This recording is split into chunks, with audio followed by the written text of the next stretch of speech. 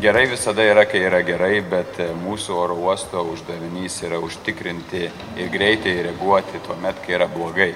Tai yra, kai keleivis pasijunta blogai, ar kai kažkas yra blogai su atskrendančiu orlaiviu, ar kažkas yra blogai perone. Ir mes labai džiaugiamės gaudami šią dovaną, nes tai mums padės ne tik tai patiems jaustis geriau, kad galime pasirūpinti savo keleiviais, bet taip pat ir pasididžiuoti tuo, kad esame pirmas oro uostas, kurią ši įmonė Natural Pharmaceuticals dovanoja tokią dovaną.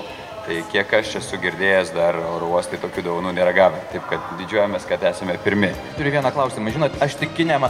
O, atsiprašau, gal galim padėti?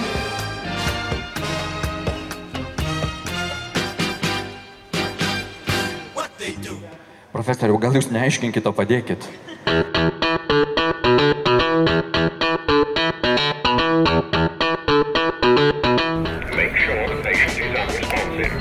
Jis atstato tave. Matot, ligonis atsigavo. Svarbiausia yra pagalba, suteikti laiku.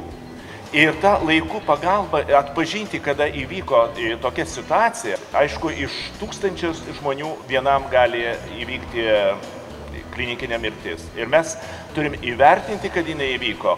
Ir kuo greičiau bus pradėta defibriliacija automatiniu, tai to bus geresnis efektas ir mes turėsim geresnius rezultatus.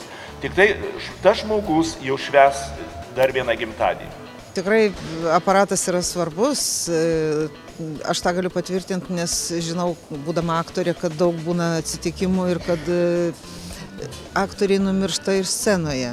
Ir iš tikrųjų turėtų būti tokie aparatai ne tik tai oro uostuose, bet ir kitose vietose, kur daug žmonių. Pirmosios minutės yra kritinės, kaip jau ne vieną kartą esam girdėję, širdies smūgiui ištikus pirmosios minutės kritinės ir jeigu laiku pagalba bus suteikta, tai galim išgelbėti daug gyvybių.